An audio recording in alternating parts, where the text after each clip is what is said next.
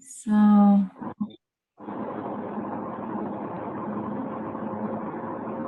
thank you. Let's start. Hi, Liz. All right, so thank you so much for being here. We're here with the renowned Beverly Buncher. Thank you, thank you, thank you. I'm so excited, so honored. I'd like to introduce Bev to you. Beverly Buncher is often referred to as the foremost family recovery life coach in the nation. We are truly blessed to be here with her. And she's the founder, director, and CEO of the Balm Institute for Family Recovery Education and Coach Training, utilizing techniques developed as a professional coach, teacher, educational administrator, and person with 30 years of personal family recovery experience. Bev developed the Be a Loving Mirror Family Recovery Method. The BALM program is designed to make the tools of family recovery accessible to all whose lives are affected by a loved one's struggle with substance and other use disorders. A former teacher and school principal, Bev is married to Alan and has a stepson, a daughter, and a 2-year-old granddaughter who she loves and castles with and sings to sleep at night. Very sweet. Okay, so that's a little bit about your history, Bev. Would you like to share anything else? I'd love to. Would it be okay if I asked if there's anyone here who isn't talking right now? Could you please mute yourself so that I've been doing these Zoom calls for years, and if the people who aren't talking mute, then everyone can hear. I'll unmute everybody. Line, and then when you want to talk, you can unmute yourself. So also, just to say, I'd love to have Q&A at the end after we hear what Bev has to share with us, and at that point we can mute and unmute ourselves. So the Q&A will be at the end. If you have some paper and pen, maybe just write down your questions so you remember them. And I'll explain then again that there's a way to raise your hand when you have a question, and there's a way to put it in the chat box if you're not on phone, so that I can see that you have a question or a comment to share. And if you're on phone, then towards the end, during Q&A, I just welcome you to chime in and let us know, okay? Thanks. So if you're on phone, you can *6 yourself to mute, and it just helps us to have a really clear volume. And if you're on the computer, just hit your mute button. Oh, it's getting quiet. Yeah. Okay. Oh, so Bev, I just muted everybody. You'll have to unmute yourself. I learned something. I didn't know you could do that. That's really great. Okay. So thank you. My pleasure. My pleasure. It's so good to be here, Joanne. Yeah, so good. So you were asking me about my history. Yeah, can you share? So we have, we're all parents of someone who's experiencing addiction. And can you share anything pertinent about your history? Sure. So I am the wife of a person in long-term recovery. And when I was a newlywed, I realized very quickly that my husband was in very big trouble. In fact, I realized it when we were dating, and we got married anyway. And I remember going to an Al-Anon meeting and a woman saying to me, "You're marrying an active addict? Well, you must have really so low self-esteem." And I looked at her and I said, yep. I had dated active addicts all my life. And when they weren't active addicts, they had other problems, because I was not a person without problems. I'm a recovering food addict. Another way to say it is I have a recovering food use disorder. And I had been molested by a cousin as a child. And so I was, and my dad, may he rest in peace, was a wonderful person who did many wonderful things for me, but he was verbally abusive as his family had been before him. So I had a lot of stuff going on in me that made me attract like this to somebody. And for those of you who are on a phone, just like a bee to honey, with someone who had their own troubles. And I met my husband, and he was the nicest alcoholic I'd ever met. And so I married him. And there's a lot more to the story, of course. And over the years, we've had a lot of wonderful, wonderful times and some really sad and awful times as well. We have 2 children, and they've had their own struggles. I tell the story of my husband and my recovery. That's the story I have permission to tell. And yet I'm quite sensitive to the challenges of parents. Thank you. Yeah, I know as a parent, it's so helpful to really feel understood. And I know that you do understand us.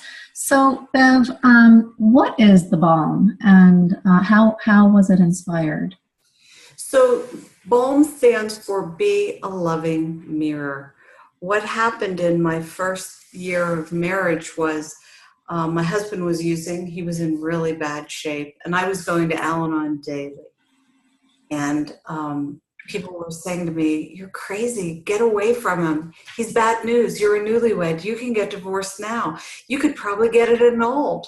I mean, everybody had an answer for me. And most of the young women, I was 28, who were with addicts weren't anymore. They were separated or divorced.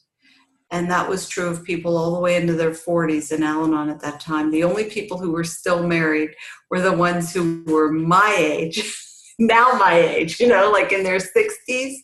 And they had, many of them lived a lifelong with husbands who were struggling. And they had learned in Al-Anon to take very good care of themselves. But a really weird thing happened to me at a meeting. A lady came over to me early in my marriage, and she put her hands on my wrists, and she said, "Sweetheart, I want to tell you something. Stick around. In about a year and a half, he'll be good." Most of us experience that. It takes about a year and a half of Al-Anon till they're okay. Now, I'm going to tell you this. I never heard that before, and I've never heard it since. Something started going on in my mind when she said that.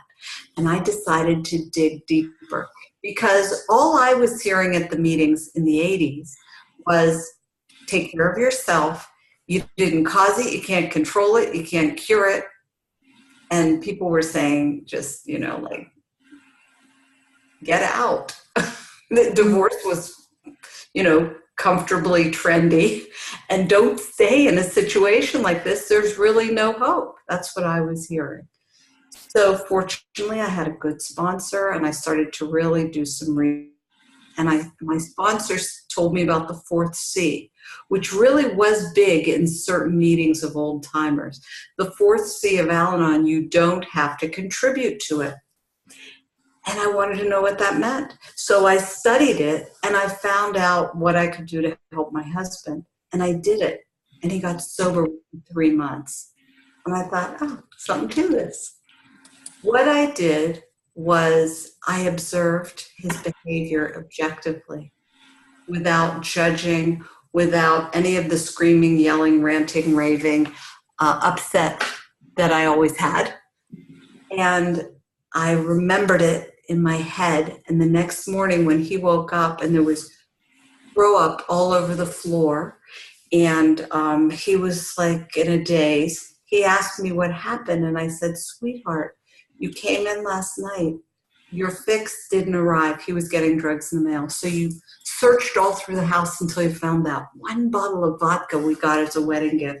And then you took it out and you opened it up and you guzzled it down.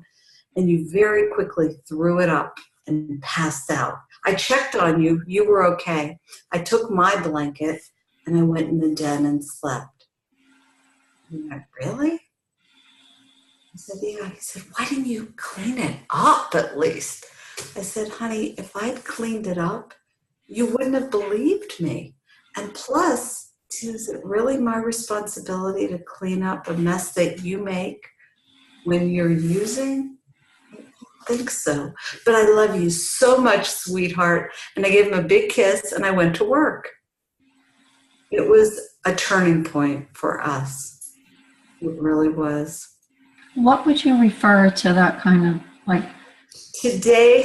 How is that? Well, like I've heard the term, balming. Yeah, we call it balming. Well, at the time, I read in this book, The Dilemma of the Alcoholic Marriage, about a woman who did just that with her husband. She just, every night he would come home at 11. She'd be screaming because the dinner was cold, blah, blah, blah. And then one day she started going to meetings and she made the dinner. If he wasn't home in time to eat, she went to the meeting. She came back. She went to sleep. At first, he woke her up. He said, what are you doing? Why aren't you up? And she said, oh, honey, dinner's in the fridge. I love you.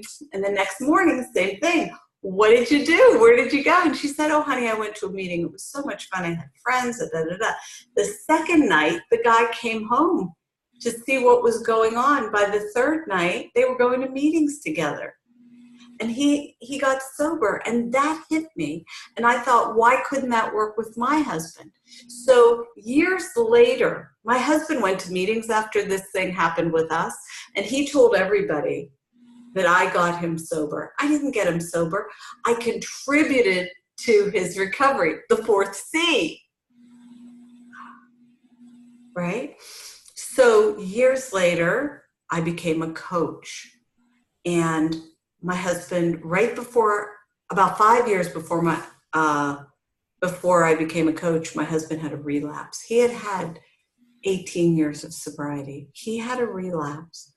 And I was a principal of a school, and I went into a relapse before he did, a food relapse, and then I came out of it, and then I woke up one day and I had a list of 50 things that he had been doing that were really weird, non-recovery behaviors.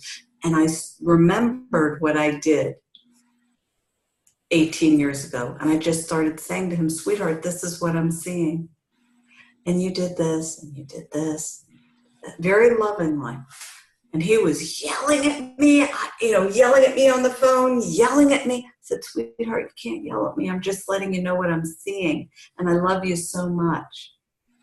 Meanwhile, at a certain point, I said to him, you have 3 months to tell me what's going on with you. And if you don't, I'm going to leave. And if you do, and we figure out what the next steps are, we can spend a year figuring out if we want to be together. Blah, blah, blah. Fast forward some more. As soon as I did that, within 3 months, he was sober. A few years, I'm becoming a coach at that time, right? And it came to me that I needed to work with families because I was on to something, and I had some spiritual guidance that that's the work I was meant to do. So I'm working with families, and I'm saying, go to Al-Anon. And they're saying, why would we do that? We want to work with you. And I said, okay. So I said, okay, God, what do I teach them? How are they going to learn everything that I learned in Al-Anon in an hour of coaching every week? So I started to blog, and the principles, what we now call the 12 principles, started to come out of me. And the 12th principle is be a loving mirror. The reason Be a Loving Mirror became the name of what we do is because I was writing blogs all the time, and I was getting them out all over the world. And whenever I wrote about Be a Loving Mirror, I'd get a ton of responses. People could relate to that. What does that mean, be a loving mirror? I want to be a loving mirror. And so that became what we do. And really, it is the core of our message and our method. Mm-hmm. Be a loving mirror. And so that's balm. Yeah. And so you what does it mean to be a loving mirror? What is part of the balm? The balm has three parts. Be, loving, mirror. Be is all about your being state. Who are you being in relationship to your spirit, inner life, your life with yourself, your relationship with yourself, and your relationships with others? Are you being someone who's always at peace regardless of what's going on without you or around you, or are you reactive? Something happens and you, oh! Okay, now look. I know what it is to have a child with problems. And I know what it is to have a family member with problems, even if it's not your child. And to face the fact that they could die. And to stay calm in the middle of that is an art, a science, and a blessing. But we balmers know that if we don't achieve it, we're really making things worse. And so being is the core of our program, to be a loving mirror. We say that you're either being loving or you're being reactive. And if you're reactive, you're making things worse. Mm-hmm. So loving, what does it mean to be loving? Everybody loves their kid. We all love our kids. We love our spouses. We love our families, right? Okay, so we hate them sometimes too, but we love them. They're part of us. Okay, what does that mean? Does it mean that if my kid says to me, Mom, I need the car, and we see in their eyes that they're high, we give them the keys? No. Does it mean that if our kid goes to jail, we get them out without any strings attached? No. Does it mean that if they say they need money, and we know they're using that money for drugs, that we give it to them? No. We say that is not loving behavior, that's enabling behavior, and ultimately, it could be contributing to their demise. Be loving. When one is loving, one takes personal responsibility for one's own behavior and also allows other people to take personal responsibility for their behavior. And finally, mirror. What is a mirror? A mirror is reflective. You hold it up in front of yourself, and it shows you exactly what you look like, if it's a good mirror, right? So a loving mirror is sharing the facts of what you see and hear so that your loved one gets information that goes from your heart under the radar of their denial straight to their heart. It's heart-to-heart communication. And in the BALM program, in the book, with BALM coaches like Joanne, we teach you that loving connection. And our families find that whether their loved one is using or not, the loving connection comes out more and more. Bev, I love how you described it as from our heart to their heart, the heart under the symptoms of addiction. That it's there. Radar, yeah. It's there. Their heart is there. Which, right. As parents, we worry about their heart. So, we have 7 C's in the BALM. And is it okay if I share them? Yeah, I didn't bring the slide. It's okay. Oh, I have it, and I can you put do? that up. Oh, very cool. Yeah. So the first C is you did not cause your loved one's use disorder. And the second one is you can't control it. The third is you can't cure it. These are from Al-Anon, right? Al-Anon also said, but you don't have to contribute to it. We turn that around in the BALM and we say, you didn't cause it, can't control it, can't cure it. You can contribute to their recovery. But number 5, 6, and 7 are the real balm, heart of balm. You're connected to your loved one on a level deeper than their use disorder. That's really important. So many of us feel the stigma, the shame of loving someone who has a use disorder. Would you feel shame for loving someone with diabetes or heart disease or blindness? Our loved ones have a blind side, and it's called a use disorder. It is a disorder of the brain.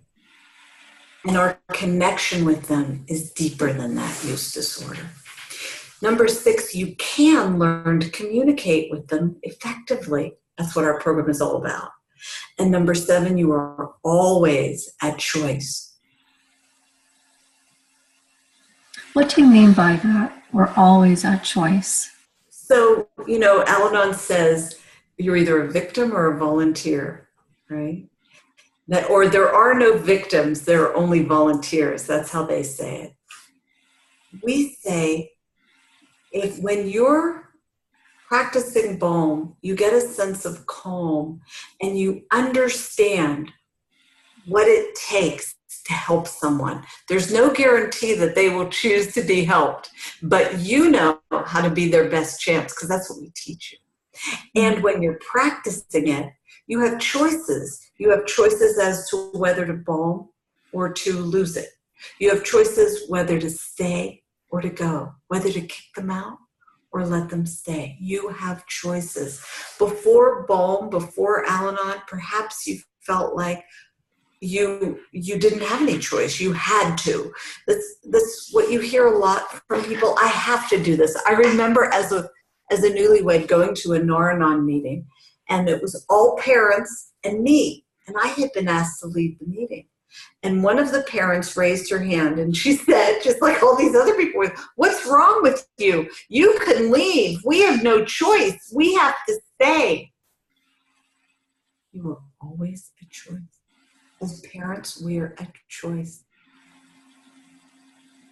Yeah, I really appreciate what you're saying, that we're always at choice, because having learned about the balm and the many, many ideas and tools and new skills that you share and can be learned, the choices become more apparent and available in variety. And it takes us from being helpless and powerless to having a lot of choice. Yeah. And feeling empowered. Right. It's the difference. I've never experienced anything like it. It means a lot to me, Joanne, to hear you say that, because I know you are an educated person, an intelligent person, a person who has studied self-development and self-help and helped many people for years. Yet in this area, in this arena, somehow these ideas and practices, they're all there, but nobody quite put them together the way that we do in the balm. They do seem to make a difference. I can tell you, in my life, it's made a complete difference. In my inner life, my outer life, it's so inclusive and so comprehensive. We're reading seven C's, and there's so much in between each of these 7 C's. It's truly, can you talk about more about the roadmap that parents can experience, can adopt, that help us to not just help ourselves, but help our children in ways that are helpful? Right. When you say roadmap, would you like me to talk about the principles or more about possible ways of getting help? Whatever inspires you, and both. Okay, sure.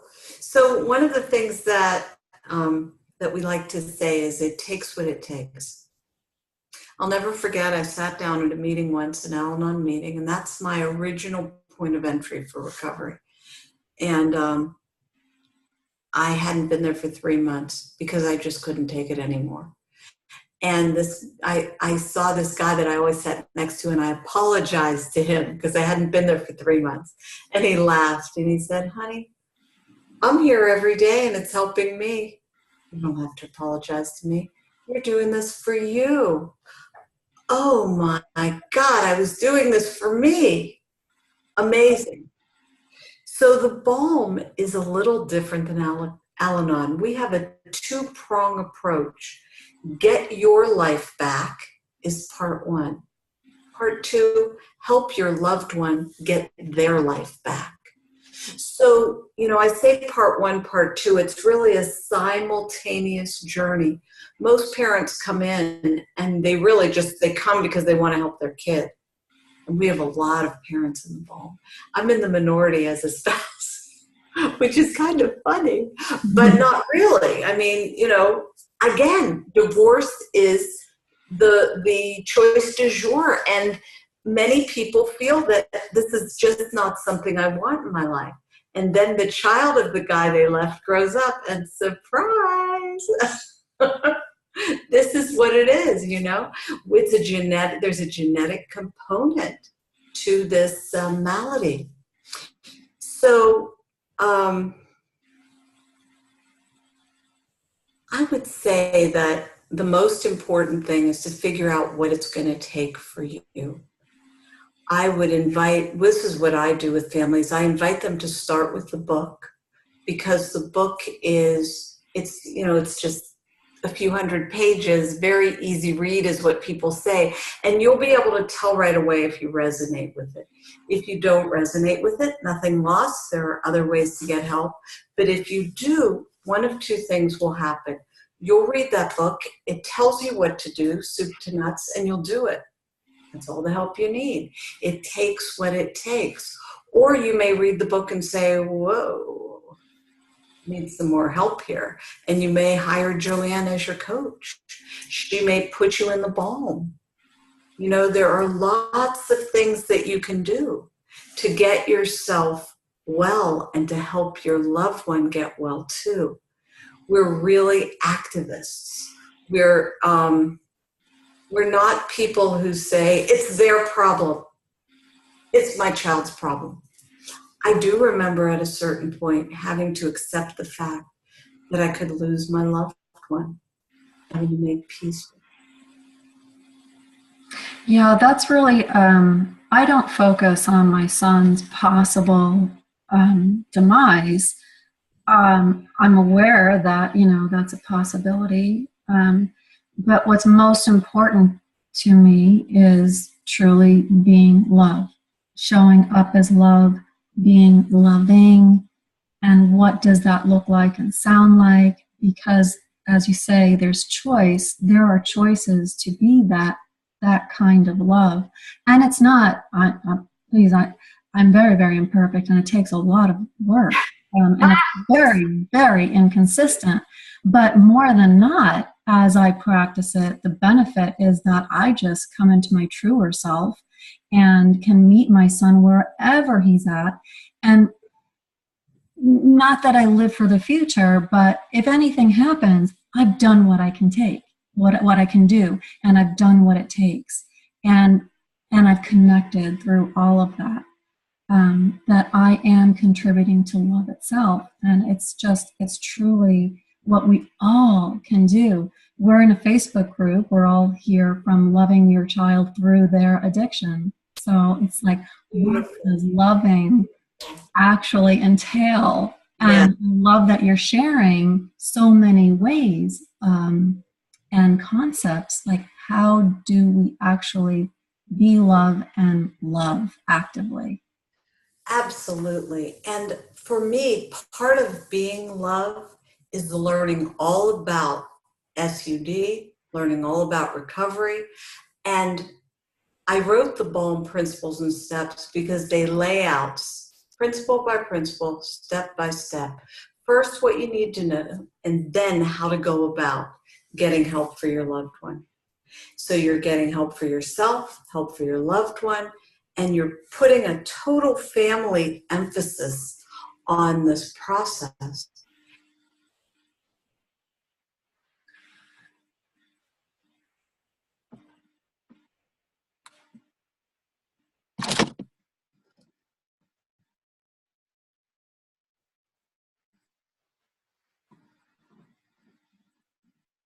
There you are. Did you freeze for a minute? You're muted, Joanne. There you go. Scary. That was scary. Oh, I can't tell you how many times. Oh my gosh. My No. gosh. So you were talking about some of the principles. Oh, yeah. Is that something that you I can share the principles. feel important to share? Okay, Yeah, so I mean, I'm going to first share I want you to know that in the book you'll find the 12 principles, the 7 steps, and here they are right here. I didn't used to share them with anybody if they weren't in the Balm, and I waited until the book was out. Now you can find them. You can see that there are 12 principles, and they're divided into 3 groups in my mind. The first 4, we call those the attitudinal shift principles. That's where you realize that you have a role to play, principle 1, in your loved one's recovery. A lot of families think, I don't have a role to play. This is his game. It's his problem. No, it's our problem. We are a family. There are things that we can do to make things better or worse. We didn't cause it, and we can't fix it, but we can contribute. That's the first principle. The second, and there's a lot of detail. Each one of these has an hour-long lesson in the Balm program and about 25, no, maybe it's not that. I think it is, maybe 20 or 25 interviews with experts and parents and spouses and loved ones and all kinds of people talking about the family disease and recovery in the context of that principle. So principle 2, change happens in stages. We utilize the Prochaska model of change, and we help families to understand that treatment is not the end of the road, it's just the beginning, and that change is a process. And in the book, I lay out the entire stages of change model as it relates to us as family members. Very important to understand your own change process as well as that of your child. Then principle 3, this is my all-time favorite. It's important to let go without giving up or giving in. So there's an old saying, let go and let God. What does it mean? So we say, let go of the obsession. I've got to fix this. I've got to. You don't understand. No one really understands. I've got to save them. So let go of that obsession, because the fact of the matter is, you don't know if you're going to save them. But that's not going to help you as much as this. Let go of the obsession without giving up or giving in. Without giving up means learning everything you can about how to save them and putting it into practice. Without giving in means not giving in to your loved one's manipulations. The 4th principle of the attitudinal shift is you can be your loved one's best chance at recovery when you stop enabling and get out of denial. That's exactly what you are, their best chance. First 4 principles, attitudinal shift. The next 4 are the action principles. Self-care is number 5. Be loving is number 6. Don't set a boundary unless you're determined to stick to it. And get support will greatly enhance your recovery. These action principles are the first ones I wrote. Nobody would do them. They all said, why should I do that? That's when I wrote the first 4 attitudinal shift principles, because once people realized, oh, I have a role. Oh, change happens in stages. Oh, I can let go and still be a good mother. Oh, I can be his best chance in a different way than I think.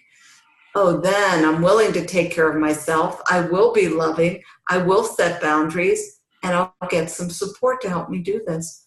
Then we have the relationship principles. Heal your relationship with God, with self, with others. You may call it the universe or spirit. I call it God. That's just my relationship with a higher power. And I used to say, if you do all that, you'll be a loving mirror. So about a year into the principles being organized well in this way, we were running a year-long class, and I was training coaches. And the coaches said to me, you may be able to help families, but we can't. This doesn't tell us how to help families. And that's when I wrote the 7 steps to be a loving mirror.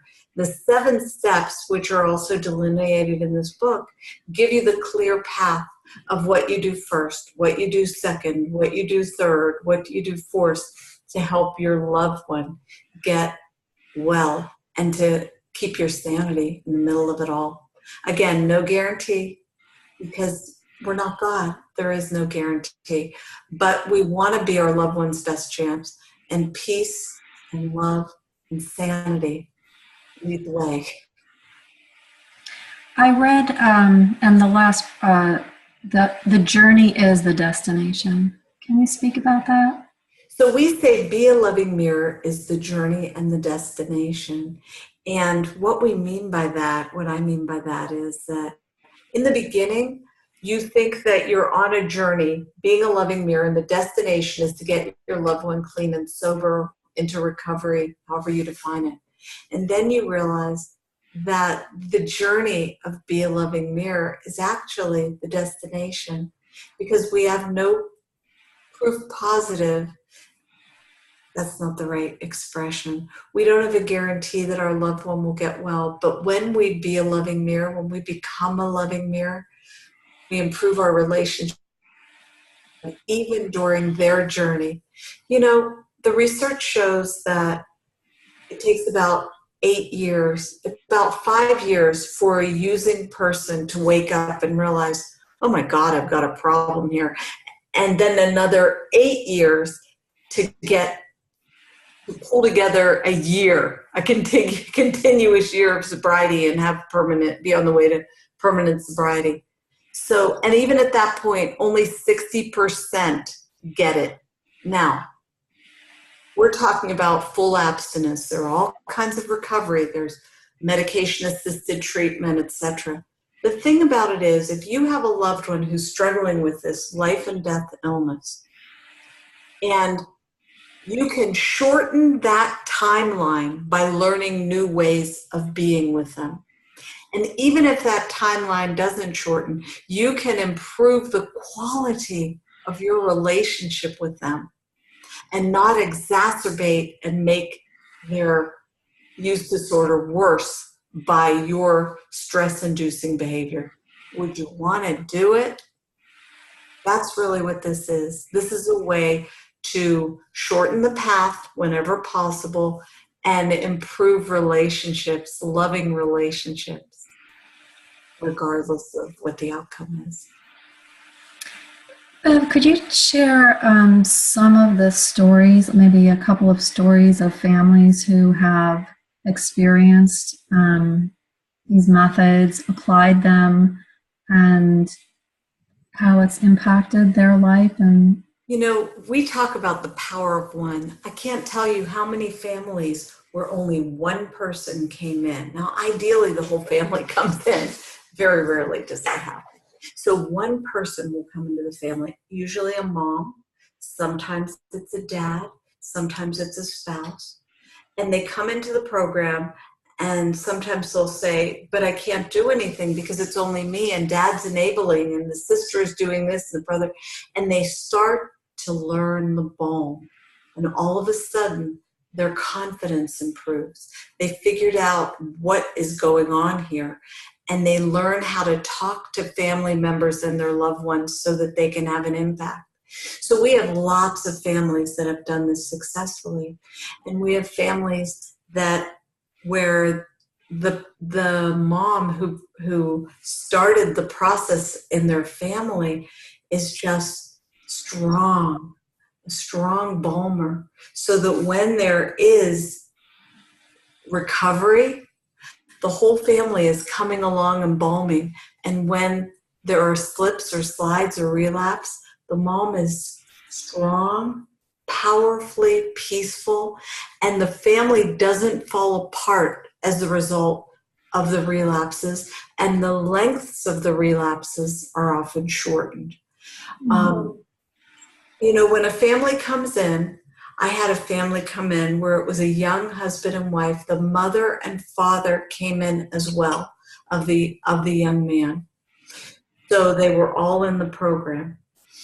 I was first working with the wife, then I started to work with the mom, then I started to work with the dad. Before you knew it, I was working with all the people in the constellation around this young man.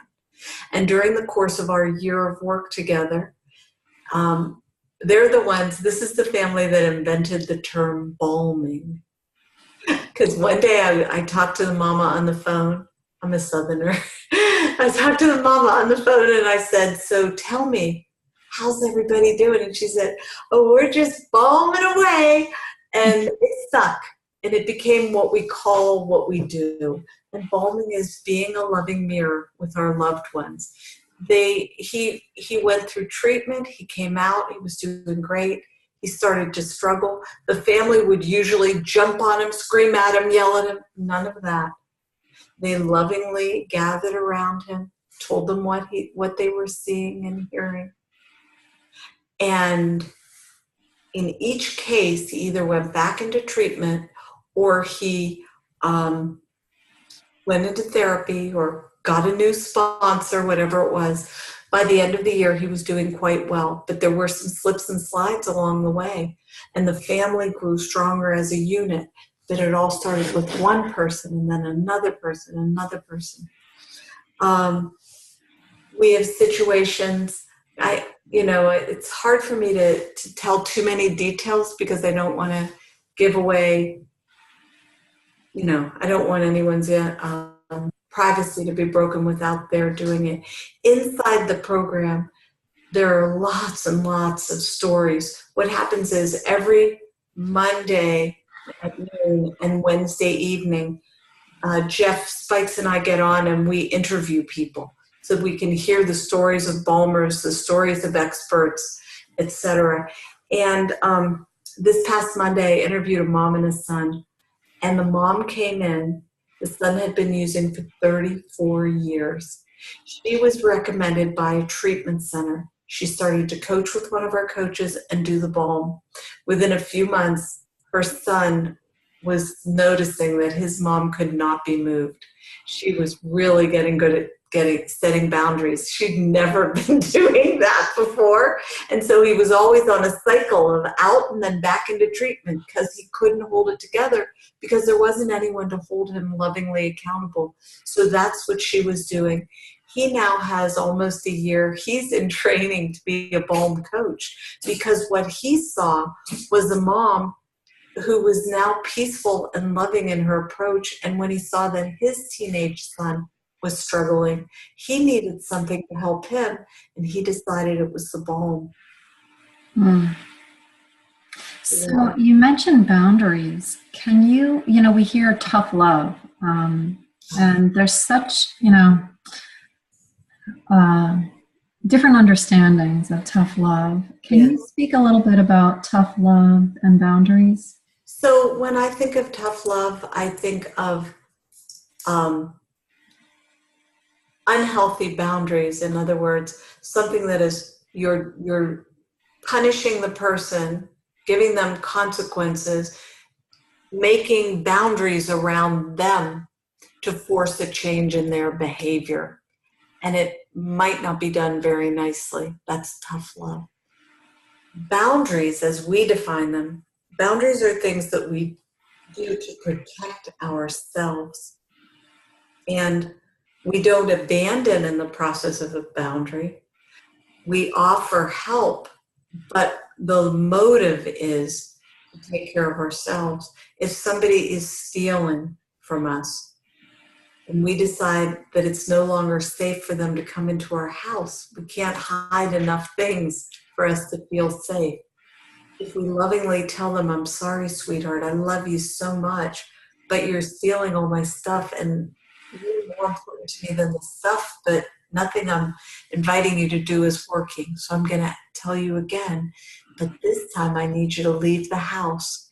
So you have a couple of choices. One is you go off on your own. The other is I have a few treatment centers that you can choose from.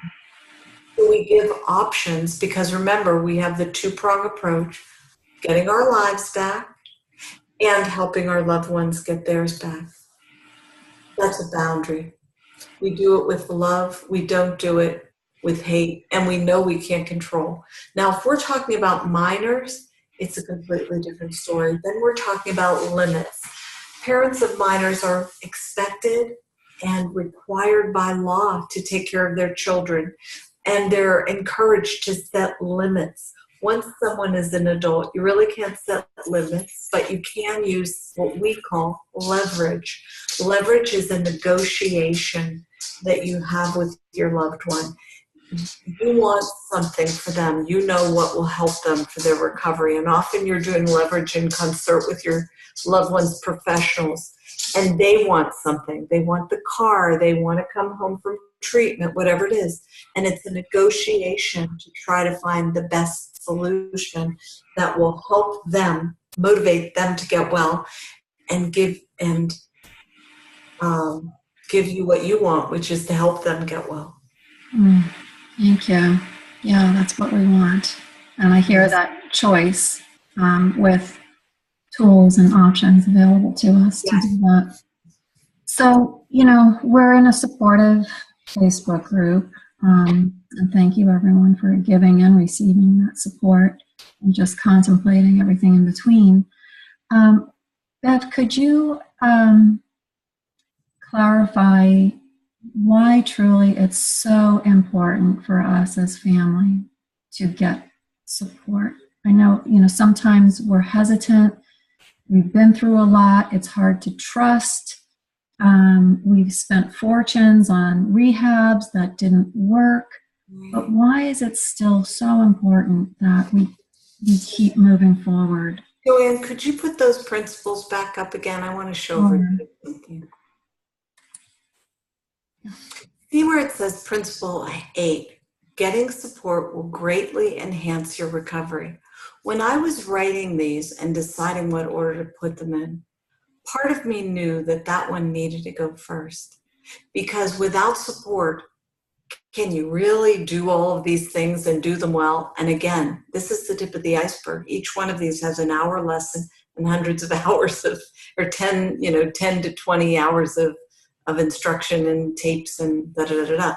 Can you do it without support? I don't think so. Some people can, but support is critical. The reason it's number 8 is because numbers 1 through 7 tell you everything you need to know. And then you realize, oh my God, I'm going to need support. You guys are really lucky because you have this group and you have each other.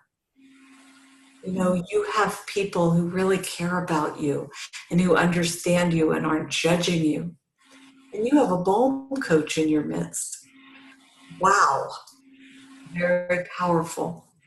Yeah, I'm always grateful that there's an exchange of ideas and resources, and there is a lot of support. There's a lot of different avenues. And again, it's like, sometimes we get so exhausted in the process of needing support that it's hard to actually take that next step to find it, get to a meeting, right, make that phone call, do some reading. But when you said it takes what it takes, that's what it takes. What it takes, right? And we're talking about saving lives here, our lives and our loved ones' lives. And a lot of times we can't do it for ourselves, but we're willing to do it for our loved one. And then we start to see how it's impacting us and impacting them. I'll never forget the first time my daughter looked at me and said, "You are really listening to me." And I was like, whoops. Guess I haven't been. I was using these principles and steps to guide my communication. Once I started to do that, everything started to shift in the family. So support is critical, but we have, the 3 prongs: information, transformation, and support. Having someone like Joanne in your midst who can support you and you can support each other is critical. But she brings in people like me to tell you there's so much more. You've got to educate yourself. You just have to if you really want to be able to help And the transformation is critical. I'll never forget when this wife said, the one I was telling you about with the husband and the big family and blah, blah. She told her story years ago on the Daily Balm, and she said, you know, I got here and I saw these principles, and the first thing I thought was, well, gee, that's just what they taught me in the treatment center. But the thing about it is, my husband was in treatment for 4 weeks, and then we left, and then the problem started, and I forgot all of it. So with this, you have it all year long. You have a balm coach, you have education all year long. But even with that, the transformation piece of having those 7 steps that will guide you through a process of changing from the inside out are critical. Because we might want to think that it's all them, but when it comes right down to it, we have a huge role to play in the tenor of our family life. Yeah, it's truly a gift we give our family, we give our children, and quite a purpose. We have this divine purpose just by default for loving a child in their use disorder, a purpose to truly make change happen and to create more love, as being peace, as learning to love effectively. I like to say we love with wisdom and skill. Love and that is a beautiful, Julie. I love that. May I quote you on that? Oh yeah, sure. Yeah. I know for me, it takes me about 4 days to drop into the spiral down. Like if I'm not consistently working my recovery, right, in about 4 days, I'm going to know it. Right. And it's uncomfortable. Yeah. So, Bev, you wrote just a very inspiring book. I will be, if anyone's interested in it, I'll be sharing an email with a link to the book that you can purchase it. I'll get that out tomorrow. But do you want to speak a little bit about your book and what it would give us? Well, the book is the overview of the program, and it talks about the attitudinal shift, goes into detail about the principles and the steps, and tells the stories of many families that have gone through the balm. Our family stories in it, my husband's and mine. My children were very grateful I did not include them in the book. And though, it's funny, it's like you're all parents, so you might say, well, I can't relate to that because this is a book about a spouse. The program is almost all parents. And when spouses come, they start out by, I can't relate to this. It's all about parents. Listen, folks, when it comes to SUD, we're all on this merry-go-round together. And in many cases, what's working with a spouse can work with a child, can work with a parent, can work with a sister, can work with a brother. And it all starts inside of us. How do we see ourselves?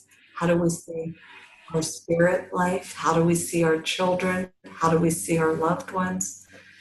So this book is all about that. It's all about reframing the path that you're on from one of trauma and suffering to one of love and gratitude. Beautiful. Before we open it up for Q&A, is there any other message that you feel compelled to share with us? Just how good it is to be here with all of you. Yeah. I'm so grateful to Joanne for the work that she's doing. Yeah. And really help many families. I have 2 mottos. Drugs don't win here, love does. And we are going to meet this drug epidemic with a love epidemic. And that is what we're doing here tonight. That's what we're doing. And we're doing it for our children, because one's child is everybody's child, right? That's right. Yeah. So, all right. So I invite you all to mute and unmute as you'd like to offer a question.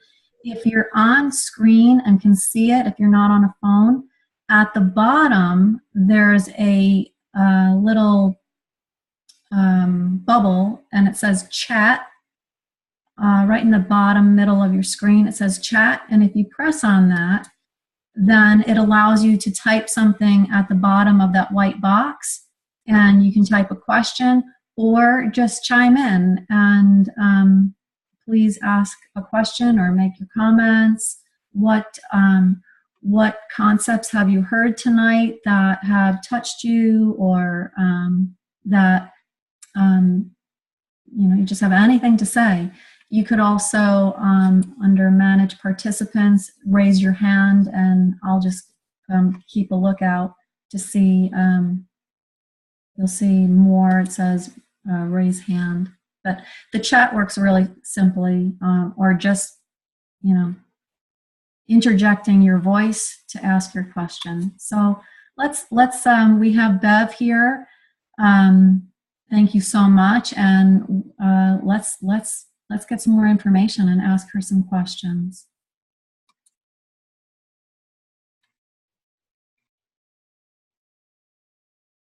Anybody? Well, I just bought the book on my Kindle. So I'm reading it. Great. Yeah, I'm going to provide, actually, maybe I can provide the link in here now if you want. I will be sending out links to, Bev has graciously given us some reading material, and I can give you the link to the book. And I'm also offering some just free clarity calls if you want to talk about anything you've heard, or just want to talk and get some additional support. But here I'm sending a chat with all these links. You'll see it. Okay. So, any questions or comments for Bev, or what you've heard? What are you doing? What have you heard that is working for you? Maybe you are practicing this, and how is it working for you? What do you see in your own life? What's your recovery like?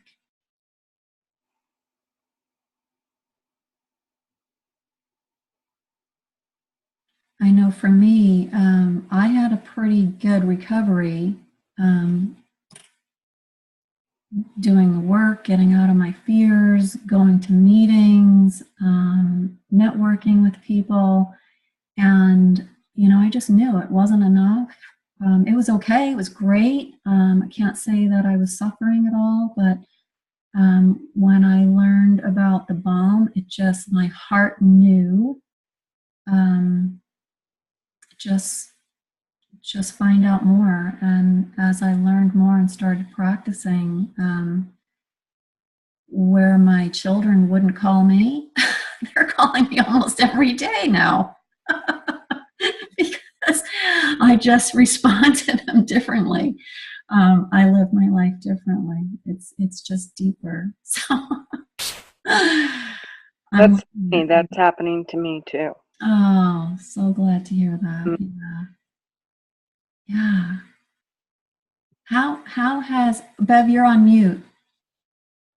We're hearing from so many families that their relationships are just blossoming with their children. Yeah. Worth so much. Yeah, and even when you talk about connection, there is that connection that even, when I didn't know where my son was for days on the street, I kept my connection with him by keeping my connection with me. Very difficult, again, not consistent, but doable and possible. It means everything to me. It's available to us as parents. So, what's your experience of having support and not feeling supported? Are you talking to me or to Anybody. And I feel like I look really sweaty, but I don't want to put the fan on because it's so hot. Oh, yeah, so you loud. don't, and you don't look that way. I don't. I feel it. Can't see that. Yeah. Okay. Well, if there's no questions,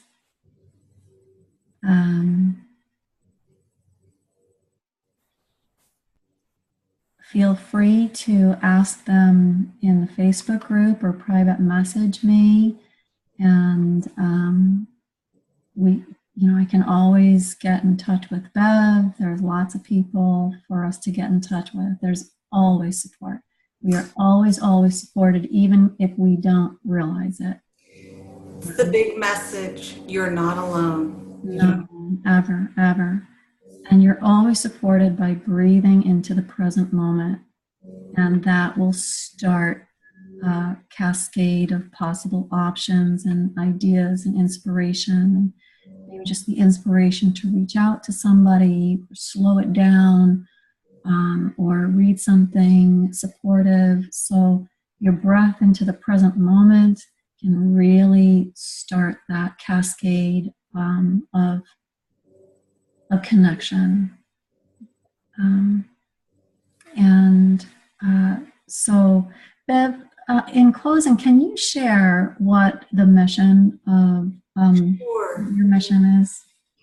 My mission is to help all families blaze the trail to recovery in their homes. And that is the mission of the Balm Institute. And I'm very grateful to you, Joanne, for playing a big role in that mission. Our coaches are the key to the mission, because without coaches, we can't reach all of the families in the world. With coaches, we can reach a lot of them. And so every day a new person decides to become a coach. And if you decide you want to be a coach, talk to Joanne and she can help you through that process. Being a balm coach means being there for families just like you and having the skills and tools to be able to move them to the next level of their family recovery. Yeah, we rise together. And we need to rise. We do. We need to rise.